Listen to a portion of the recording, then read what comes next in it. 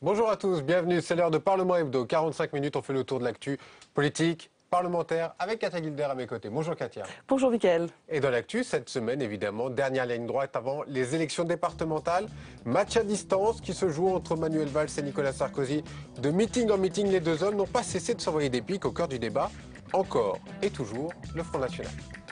Autre sujet, la nouvelle loi sur le renseignement. 2 mois après les attentats de Paris, le texte a été présenté en Conseil des ministres. Il donne de nouveaux moyens aux services pour notamment surveiller ou géolocaliser les suspects. La droite devrait voter pour le projet de loi. Et puis le plus de l'hebdo, cette semaine, vous présente un documentaire des chaînes parlementaires intitulé « Vie de maire, 52 minutes en immersion avec 6 élus ». Et pour commenter cette semaine, notre invité est Christian Estrosi. Bonjour. Bonjour. Merci d'être avec nous dans Parlement Hebdo. Vous êtes député maire UMP de Nice, ancien ministre chargé de l'industrie dans le gouvernement Fillon. Alors il y a beaucoup d'actualités cette semaine, beaucoup de questions à vous poser. On va commencer par la politique, Mickaël. Et par les élections départementales, on commence lundi. Manuel Valls et Nicolas Sarkozy au meeting dans le même département.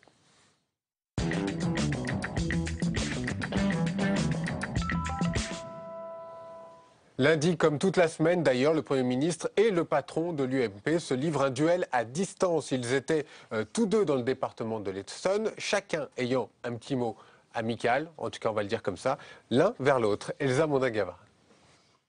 Manuel Valls dans son fief politique, Nicolas Sarkozy dans un département qui pourrait représenter une prise de guerre lors des prochaines élections départementales.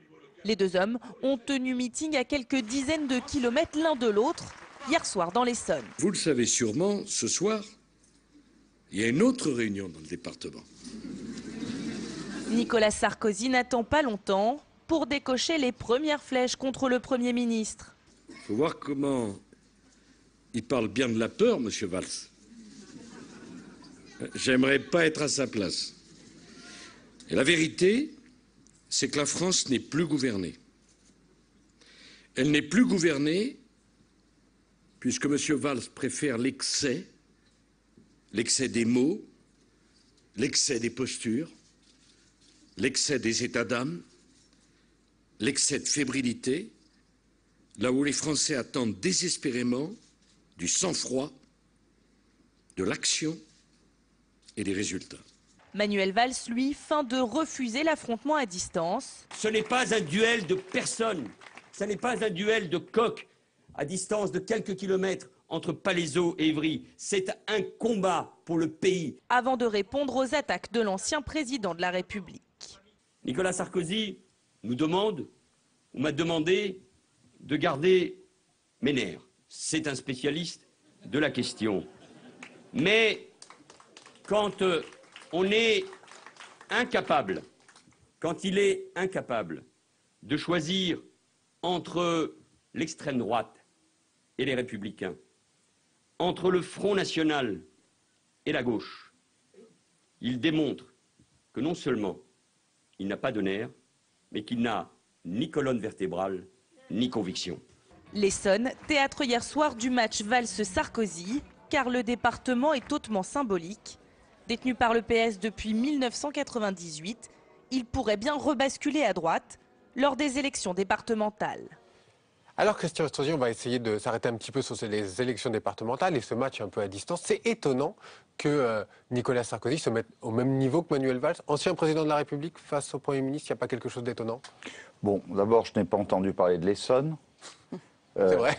C'est un peu toute la semaine. Non, mais ça, c'est votre reportage qui a monté ainsi, parce que je suis sûr que l'ancien président de la République, qui connaît bien l'Essonne, comme je la connais bien, pour m'y être souvent rendu en tant que ministre de l'aménagement du territoire ou de l'industrie, a sûrement dit des choses très intéressantes et sans doute beaucoup plus intéressantes que Donc c'est de la faute des journalistes. Puisque c'est une terre industrielle, c'est une terre de production, et que nous venons d'avoir une première lecture de la loi Macron, qui, sur 200 articles, oui, on va peut-être en parler, mais enfin, vous comprenez qu'il s'agit d'une élection départementale et que moi, je ne suis pas là pour commenter les petites phrases des uns et des autres, je suis là pour parler aux Français, je suis là pour parler d'intérêt général, je suis là pour parler d'une élection locale, d'une élection départementale.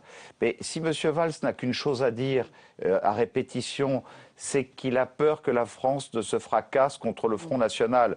Mais, monsieur le Premier ministre, si vous avez peur, il ne faut pas exiger d'exercer les responsabilités qui sont les vôtres. Nous ne sommes pas là pour avoir peur, nous sommes là pour convaincre. Convaincre que ce sont des candidats de qualité attachés à des territoires, identifiés à des territoires, et pas des candidats dont on a rédigé la profession de foi dans une centrale politique parisienne. Comment vous qualifiez la campagne menée par Manuel Valls?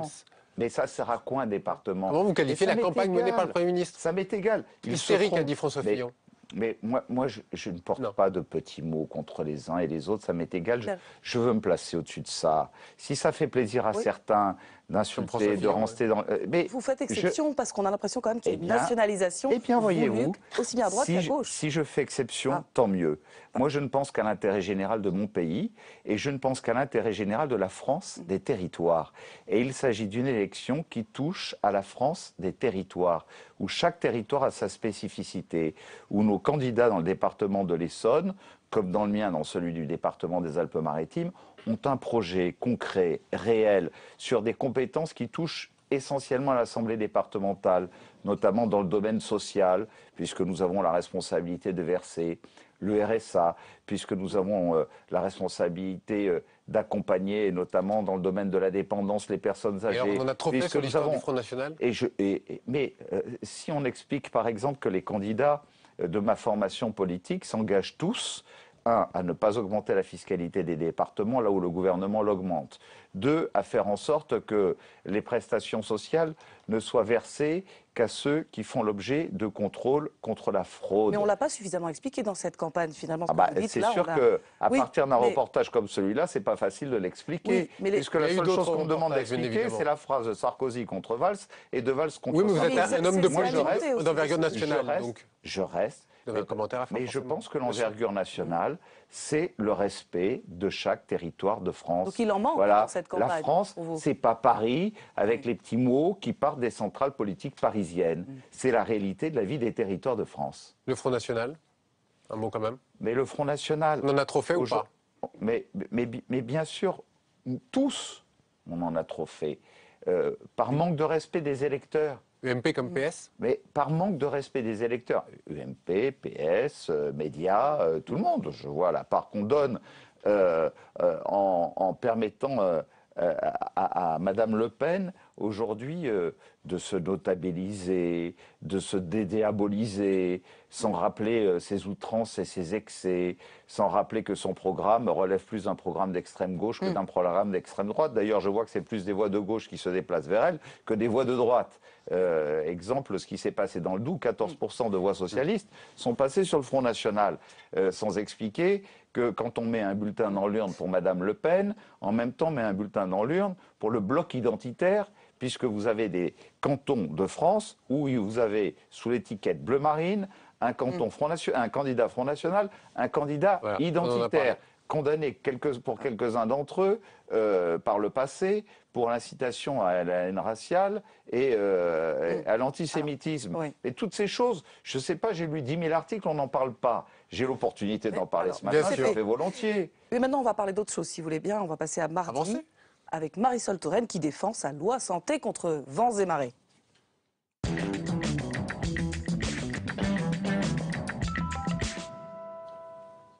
Et le projet de loi est enfin arrivé à l'Assemblée en commission parlementaire. Il instaure notamment la généralisation du tiers payant. C'est la mesure phare.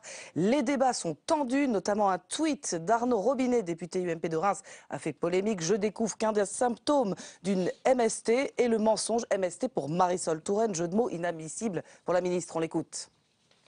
La coupe est pleine. Au fond, qui sont ceux qui se permettent de parler de moi de cette manière-là ?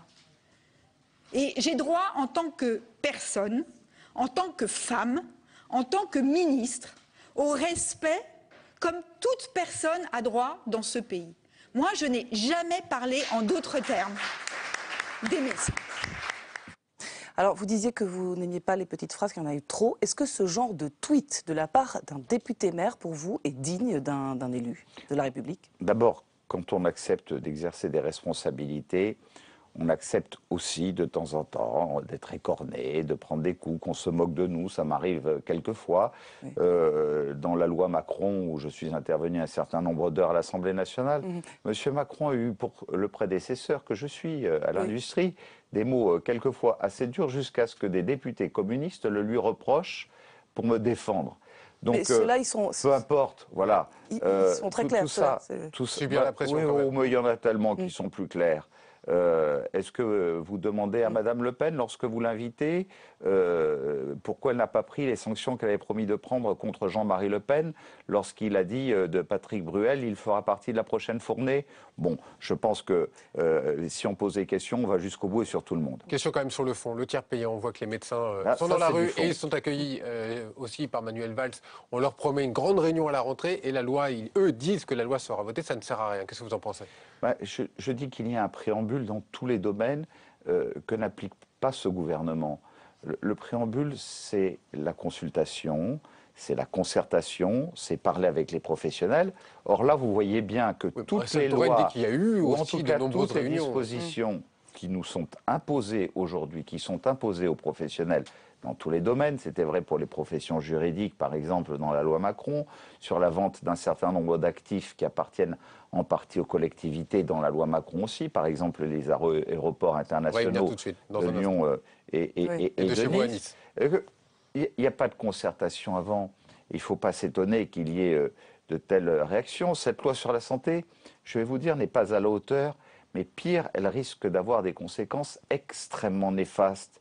Le tiers payant, c'est lenteur, refus de remboursement, l'inflation des soins, le temps de travail des médecins qui vont en subir des conséquences, au même titre qu'il y a quelques années de cela. Les pharmaciens, par la lourdeur des démarches administratives qu'ils doivent accomplir maintenant, n'ont plus le temps de se consacrer à leurs clients. Moi, face à cela, je trouve qu'il y a d'autres propositions plus intéressantes à faire. Alors, on va rester dans le domaine de la santé, si vous voulez bien. Hein. Oui. 6 mois après l'Assemblée nationale. Et j'aimerais faire des propositions. On va y venir. Le projet de loi sur le vieillissement a été débattu au Sénat. Il est centré sur le maintien à domicile des personnes en perte d'autonomie. Ce texte, très attendu depuis la canicule de 2003, se veut une première étape de la réforme de la dépendance qui a été évidemment repoussée plusieurs fois.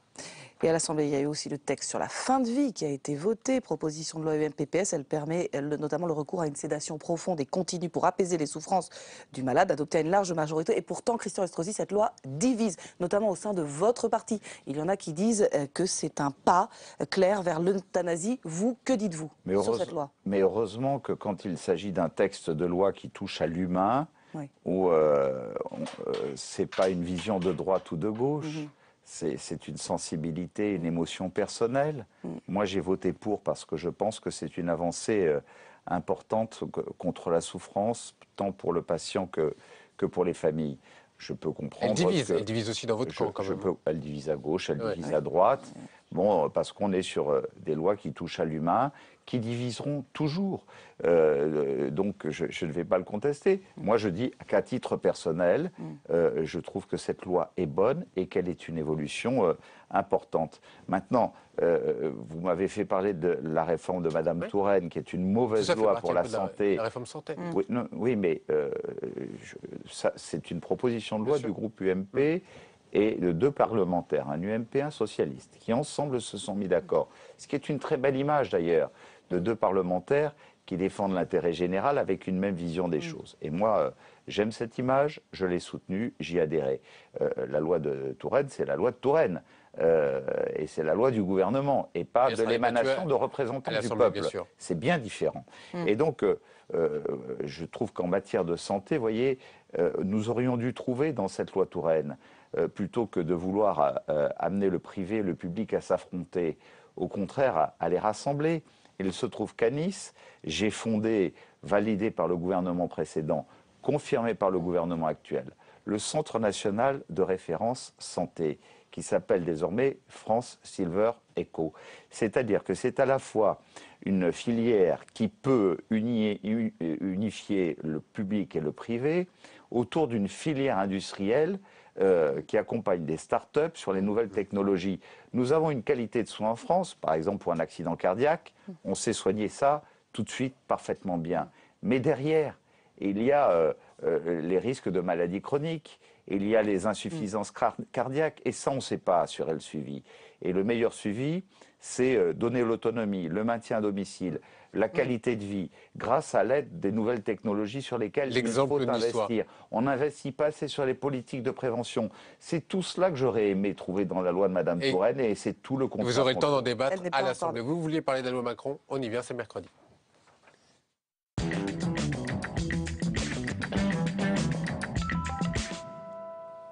Au Sénat, il y a une commission spéciale qui se penche sur la loi du ministre de l'économie. Emmanuel Macron est venu ce mardi et ce mercredi en discuter avec les sénateurs socialistes notamment. On l'écoute. Je ne crois pas qu'il y ait de volonté de réécrire, enfin je l'espère en tout cas, parce qu'on a passé beaucoup d'heures à débattre. Il y a toujours des précisions qu'on peut apporter, des améliorations. Le gouvernement est prêt à avancer sur certaines améliorations du texte. Le Premier ministre a eu l'occasion de le dire. Il ne s'agit pas de transformer cette loi ou de faire la loi d'une majorité qui n'est pas la majorité gouvernementale. Bon, il est prêt à l'ouverture, il est prêt à la négociation, il est prêt à aller un petit peu plus loin. Ça doit, j'imagine, aller dans votre sens. Vous devez être content. J'ai eu un entretien pour la première fois après l'avoir réclamé pendant 3 mois. Mercredi. Ce mercredi avec Emmanuel Macron. Bien. C'était sa première loi, de toute évidence. Emmanuel Macron, qui est sans doute un homme de talent et qui est intelligent, mais inexpérimenté au plan politique, c'est un peu cassé le nez à l'Assemblée nationale parce qu'être obligé de la faire voter par le 49-3 au bout de 3 semaines de débat, c'est quand même un échec. Je crois qu'il est en train d'en tirer les conséquences. Tant mieux. Mais vous avez parlé avec lui, donc c'est un homme ouvert au dialogue. J'ai parlé sur un certain nombre. Il était fermé jusqu'à être obligé de faire voter sa loi par le 49-3.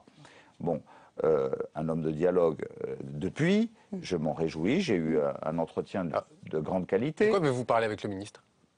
Pardon? De quoi avez-vous parlé avec le ministre? Nous avons parlé tout simplement de la vente d'un certain nombre d'intérêts stratégiques que je considère comme stratégiques. Dont l'aéroport de Nice. Dont l'aéroport international de Nice, mais j'y lis celui de Lyon, qui font partie tous les deux de l'article 49, et dont il faut tirer les conséquences de la vente de l'aéroport de Toulouse à un consortium chinois, et où je vois que derrière pourrait arriver la vente de l'aéroport de Bordeaux, où Alain Juppé lui-même est en train de se mobiliser de son côté avec ses partenaires locaux. Au final, ça arrive à quoi? Tout ça, ça arrive à ce que, au Sénat, Emmanuel Macron accepte des amendements qui seront proposés, notamment par le rapporteur pour avis, la sénatrice Dominique Estrosi Sassone. Qui vont donner quoi? Qui vont donner quoi concrètement? Qui vont sur l'alinéa 2 et l'alinéa 4, permettre qu'on change les mots à la fois opérateur par gestionnaire.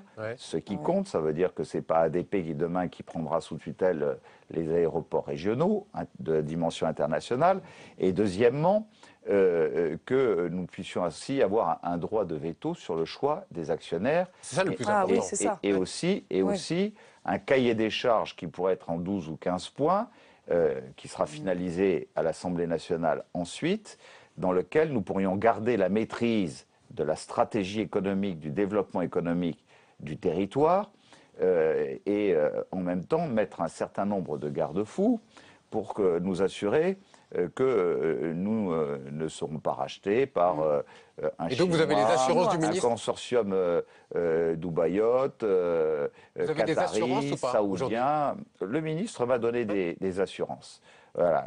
Et en plus que sur la part des 60% de l'État, puisque nous conserverons nos 40%, près de 10% puissent être réinjectés dans le contrat de plan sur les 5 ans qui viennent pour le financement des infrastructures territoriales de transport dont nous avons besoin au plan territorial.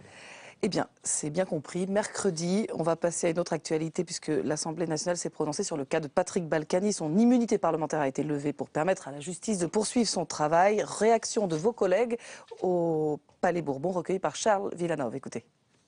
Il ne peut pas y avoir de protection particulière parce qu'on est député ou parce qu'on est sénateur. Quand la justice veut faire son travail d'enquête, veut faire son travail de jugement le moment venu, elle doit pouvoir le faire. C'est à la justice de dire si Patrick Balkany a commis des choses qui sont illégales ou pas. Et on est dans un état de droit. Quand on est innocent, on est innocenté. Quand on est coupable, on est condamné. Si on peut faire le ménage, c'est très bien. À quelques jours des élections, moi j'appelle aussi les électeurs à bien faire la différence entre ceux qui se croient au-dessus des lois de la République et ceux qui travaillent sur le terrain. Bon, la réaction très claire, cette décision était attendue. Est-ce qu'elle est justifiée pour vous? Moi, je vous répondrai simplement, comme certains l'ont fait, notamment Thierry Solère, que l'Assemblée nationale laisse le soin à la justice de décider si il est juste ou pas d'engager des poursuites contre Patrick Balkany. Laissons la justice faire son travail. Il dit qu'il a été jeté au chien. J'ai de l'amitié, du respect pour Patrick Balkany. Maintenant, nous sommes des citoyens comme les autres, et donc nous devons montrer aux Français que nous pouvons être jugés comme les autres et que c'est à la justice de dire les choses. Et pour être complet, sachez que le même jour, le bureau du Sénat a levé l'immunité parlementaire d'un sénateur UDI, Emery de Montesquieu, dans le cadre d'une enquête sur les soupçons de commission en marge des contrats conclus avec le Kazakhstan. Voilà, c'était pour être complet sur ce niveau-là. On va reparler des élections départementales, Christian Estrosi, et des incidences aussi sur votre parti. On va parler d'Alain Juppé. Vous savez que le maire défend une stratégie d'alliance de droite, du centre et de tous les centres.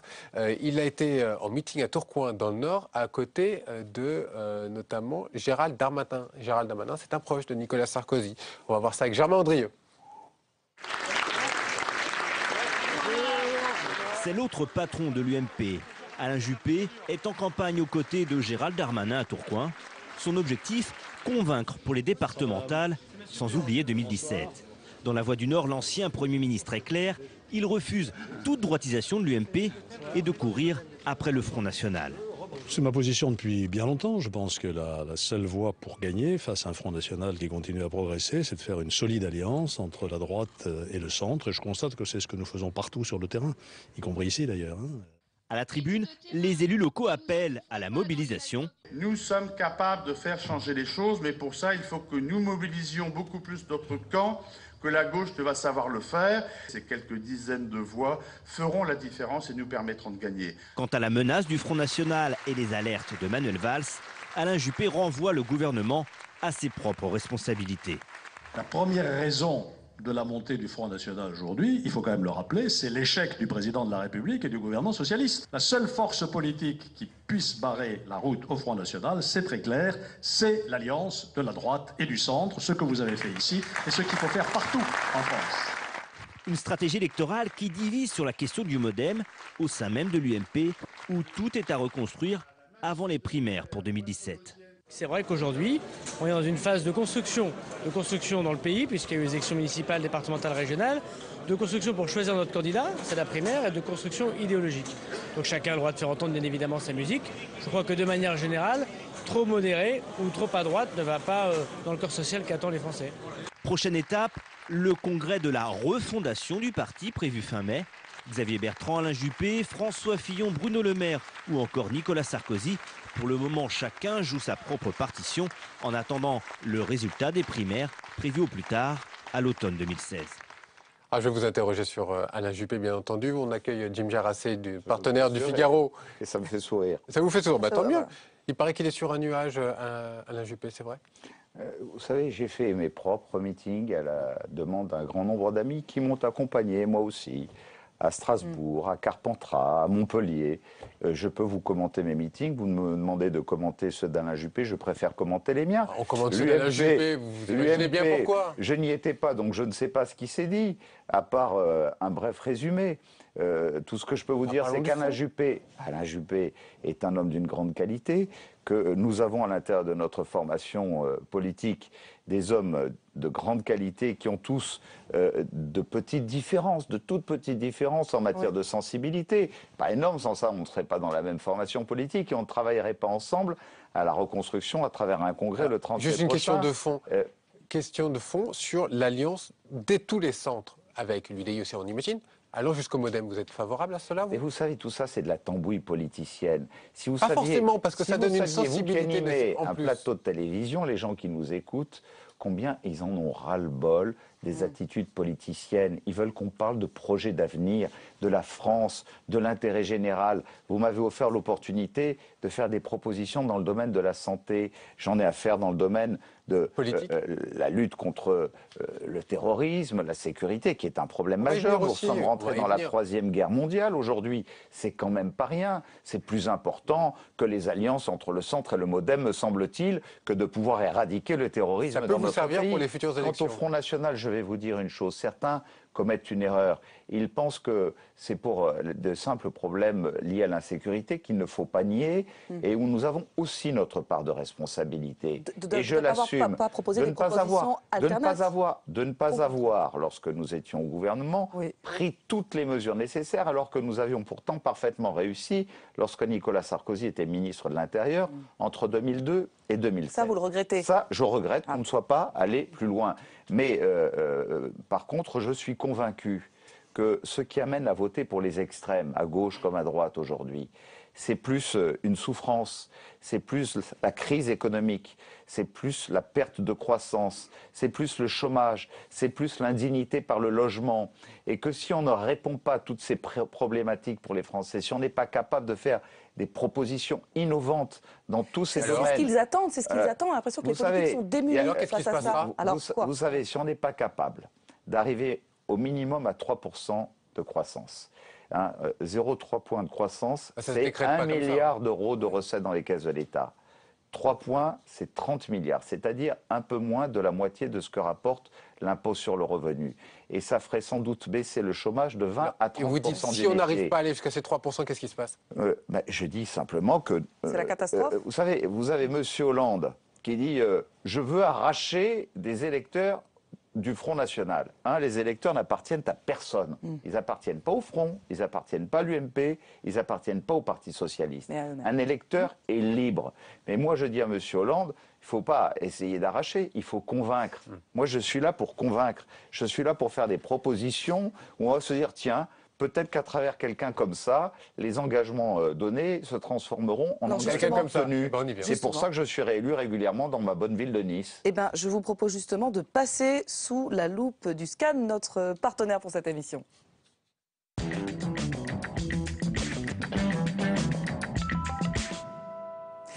Alors, Jim Jarachet, on va parler des ambitions de Christian Estrosi. Tout à fait. Vous voulez pas qu'on parle d'Alain Juppé, vous voulez qu'on parle de vous? Eh ben, on va parler de vous. Non, je veux qu'on parle de l'intérêt général. Eh bien, parlons-en justement. Au début de l'été dernier, vous aviez annoncé que vous étiez prêt à vous présenter à la primaire de l'UMP en 2016, à condition que Nicolas Sarkozy n'y aille pas. Aujourd'hui, Nicolas Sarkozy est président de l'UMP. A priori, il semble plutôt enclin à vouloir se présenter à la primaire de l'UMP. Est-ce que vous, Christian Estrosi, vous êtes candidat aujourd'hui à cette primaire de l'UMP? On vous sent... vous avez envie de faire des propositions. J'avais dit deux choses. J'avais dit, je suis candidat aux primaires. Il ne me semble pas depuis avoir dit le contraire. La deuxième chose que j'avais dite, c'est, imaginons, parce qu'il ne faut jamais dire jamais. Je vois tous ceux qui disent « jamais je ne renoncerai ». Vous savez, en politique, j'ai vu tant de situations où, après avoir dit « jamais », on est revenu en arrière. Mais j'avais dit la deuxième chose, si Nicolas Sarkozy à 200% dans le moindre détail en matière de politique, de croissance, d'innovation, de relance de la politique de logement, de santé dont nous venons de parler, de lutte contre le terrorisme, des moyens à mettre en œuvre pour lutter contre l'insécurité, on était à 100% d'accord. C'est pas le cas. Ça serait de candidatures inutiles et il vaudrait mieux concentrer nos efforts. Et aujourd'hui ? Aujourd'hui, Nicolas Sarkozy, n'a pas fait savoir s'il serait candidat. Donc il n'y a aucune raison que je revienne en arrière et il ne me semble pas depuis 1 an être revenu une seule fois en arrière sur mon choix de proposer un certain nombre de choses sur lesquelles j'ai travaillé, j'ai réfléchi, je propose régulièrement, je rencontre des spécialistes. Deuxièmement, je pense que sur un certain nombre de sujets, oui, j'ai des choses à dire. Bon, il se trouve que par exemple, je ne crois au retour de la croissance que par le financement de l'innovation. Vous êtes prêt à aller jusqu'au bout ? C'est un sujet sur lequel nous avons eu de grandes contradictions lorsque j'étais ministre de l'économie, entre Christine Lagarde et moi. D'ailleurs, j'ai dû quitter le gouvernement en décembre 2010 à cause de ce désaccord. Et fort de ces propositions, vous irez jusqu'au bout. Vous irez jusqu'au bout. Voilà. Mais je dis que c'est formidable, avoir l'opportunité de montrer aux Français que nous avons à prendre des engagements devant eux et qu'ils puissent avoir le choix pour se convaincre que c'est plutôt un tel ou une telle qui apportera de vraies solutions et dont ils sentiront dans le regard de celui qui les exprimera. Soyez clair, vous dites oui, je suis candidat jusqu'au bout. Oui, mais je suis candidat aux primaires. Aujourd'hui, nous rédigeons cette charte des primaires. Je me réjouis que Nicolas Sarkozy, qui aujourd'hui, et je reconnais et je remercie Nicolas Sarkozy, vous savez, il y a un an, on ne savait pas si on aborderait des départementales aussi bien structurées que nous ne le sommes aujourd'hui. Nous le devons pour beaucoup au rôle qu'a joué Nicolas Sarkozy et à son influence, à sa patience pour pouvoir fédérer tout le monde. Vous êtes sur votre ligne, pas sur celle de Nicolas Sarkozy. Oui, ça se trouve qu'il y a des désaccords entre vous. Je vous parle de l'organisation de l'UMP, puisque pour l'instant, la responsabilité de Nicolas Sarkozy, c'est la présidence de l'UMP. Voilà. Mais j'ai mes idées à défendre. Oui, il y a une ligne aussi. Et donc j'ai des idées à défendre. Vous irez en 2016 aux primaires. J'ai des idées à défendre. J'ai des idées à défendre et que je défendrai aux primaires. C'est clair. C'est clair. Sarkozy, Juppé, Fillon, vous donc, Nathalie Kosciusko-Morizet peut-être, Bruno Le Maire. Est-ce que l'UMP, ça ne devient pas un peu le club des candidats à la primaire J'ai pas envie d'en parler plus que ça. Vous m'avez posé une question, j'y ai répondu. Est-ce que vous trouvez que vis-à-vis de nos candidats aux départementales, où nous devons nous montrer tous unis pour dimanche prochain, où nous devons démontrer que nous avons d'abord un programme pour ces élections départementales sur lequel nous sommes tous d'accord pour les soutenir, pour qu'ils aillent à la conquête des départements de France. Et en tant que président de la Commission nationale d'investiture, retenez cela pour le dimanche 29 au soir. Vous m'appellerez. Je suis à peu près convaincu. Les régionales, vous y allez ou pas? Que nous gagnerons, non mais retenez ce chiffre, que nous gagnerons environ entre 20 et 25 présidences de conseils généraux sur la gauche le 29 mars au soir. Voilà, je vous l'annonce, ce sont mes calculs. Très bien, voilà.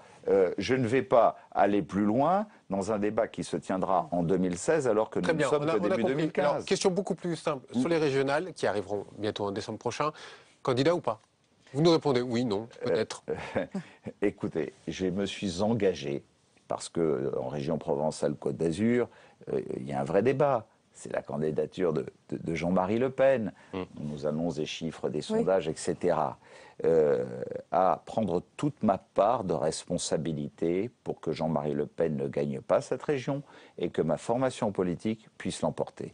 Donc je ne vous réponds qu'une chose, c'est que je prendrai toute ma part à ce combat. Je dirai le moment venu, la forme que cela prendra. Jim, la question sur l'islam. La question sur l'islam, en effet, a fait éruption dans la campagne cette semaine. Après pas cette semaine. Oui, mais il y a eu la décision du maire UMP de Chalon-sur-Saône de supprimer les menus sans porc dans les cantines, qui a créé un peu la polémique. Nicolas Sarkozy... C'est autre chose que le seul débat de l'islam qui s'est ouvert depuis bien longtemps. Il y a eu aussi le débat sur le voile dans l'université qui est revenu dans l'actualité. Nicolas Sarkozy a soutenu le maire de Châlons. D'autres à l'UMP sont beaucoup plus réticents. Jean-Pierre Raffarin, Claude Goasguen, Rachida Dati ce matin. Ils disent qu'il faut avant tout apaiser la société avant d'aborder ces solutions. Vous, en tant que maire, qu'est-ce que vous en pensez? C'est pas ce que j'en pense, c'est ce que je fais. Oui. Qu'est-ce que vous faites? Il y a le commentaire, puis il y a l'action. J'ai repris en régie directe, alors que c'était géré depuis 30 ans par le privé, les 163 cantines scolaires de la 5e ville de France, Nice, pour devenir moi-même, en quelque sorte, le chef cuistot. J'ai confié à un professeur nutritionniste de présider le comité scientifique. On sert des produits bio de qualité tous les jours à chacun de nos élèves. Et en même temps, bien évidemment, à l'entrée scolaire, nous demandons aux familles. Oui. Je mets de côté, je ne veux pas entendre parler ni d'halal ni de kasher, bien évidemment. Mais quand on est issu d'une famille où l'éducation fait qu'on ne mange pas de porc, je ne veux pas imposer à des enfants de consommer du porc.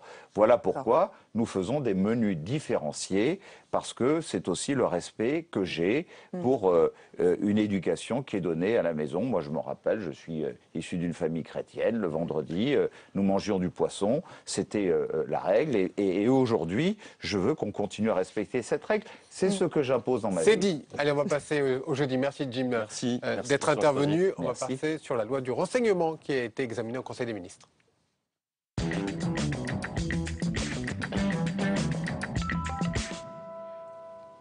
Une loi examinée au Conseil des ministres avec des nouveaux moyens pour le renseignement. On voit ça avec Jean-Baptiste Daoulas.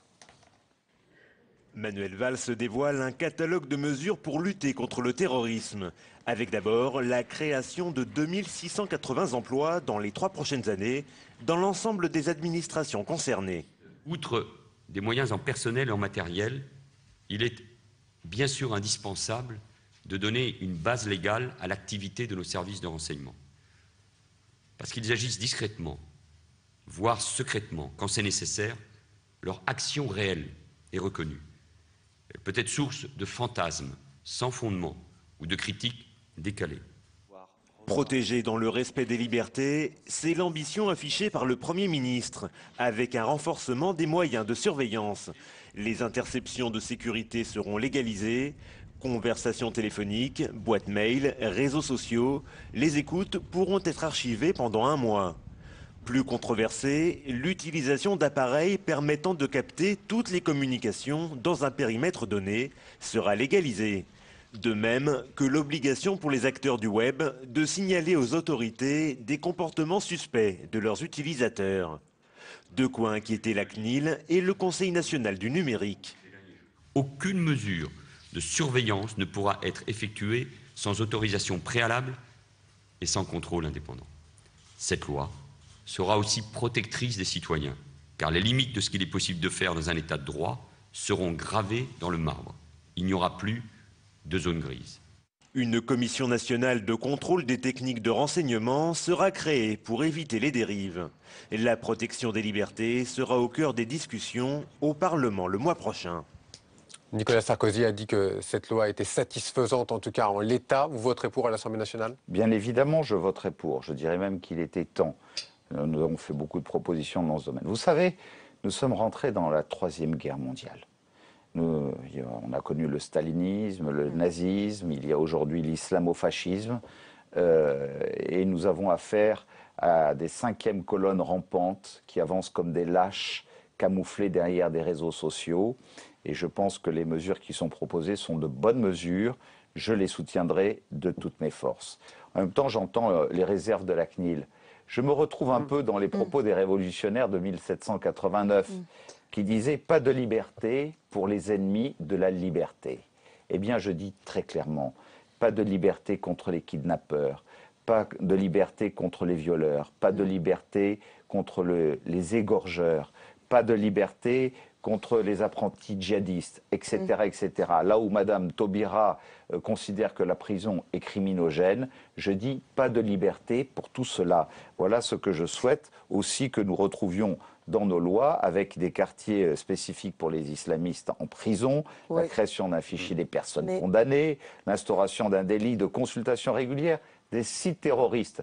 Car nous avons une faiblesse. Si on est tous d'accord sur le fait que partir en Syrie, c'est devenir un djihadiste, et que si on a la double nationalité, on ne peut pas revenir parce qu'on vous supprime la nationalité française. Vous avez le problème de celui qui ne va pas jusqu'en Syrie, mais qui est chez nous, qui se radicalise, comme le Moussa Koulibaly, qui a tenté d'égorger des militaires à Nice devant le consistoire.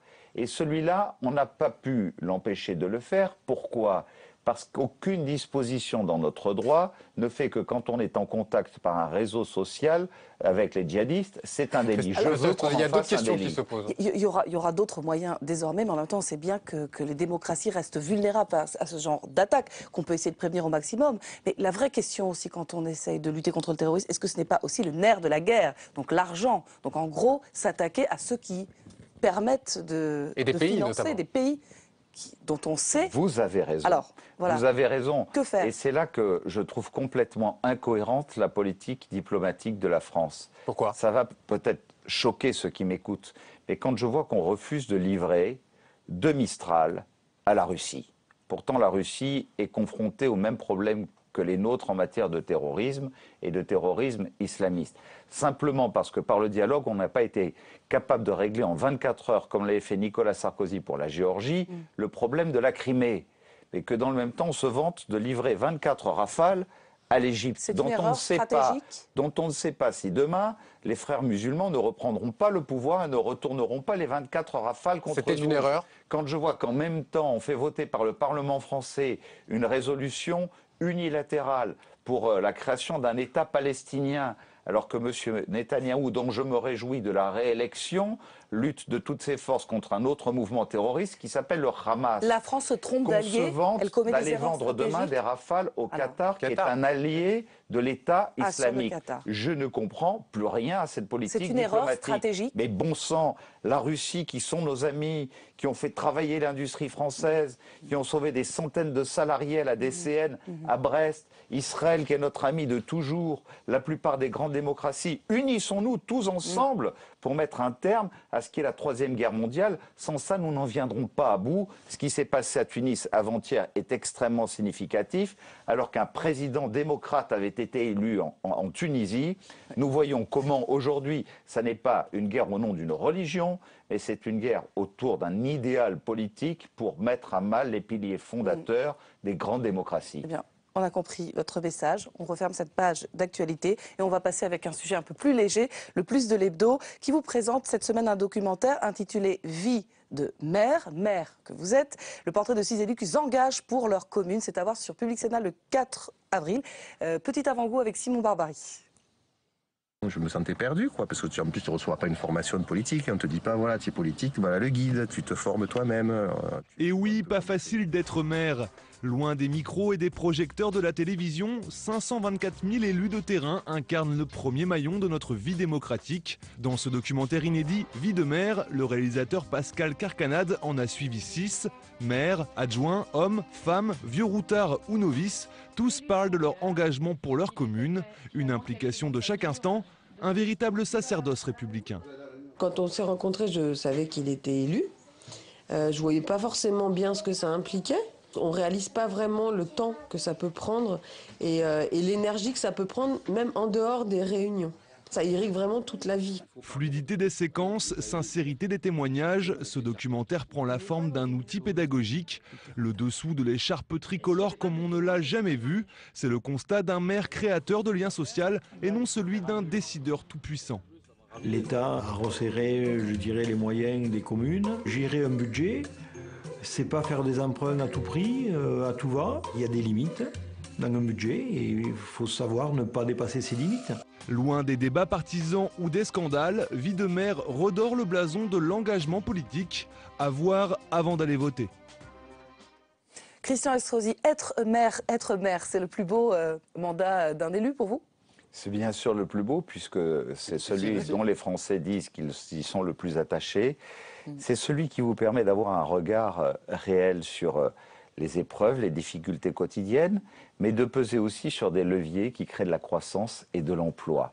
Contrairement, vous savez, quand le gouvernement dit on fait une loi pour la croissance et que dans la loi Macron, sur 200 articles, il n'y a pas une mesure pour la production industrielle, pour l'innovation, pour la recherche, pour le développement, et que je développe, moi, une technopole urbaine où en moins de 3 ans se sont implantés IBM, Cisco, EDF, GDF, Suez, etc., etc. Et ont apporté des ressources fiscales nouvelles et créé des emplois, près de 4500 emplois.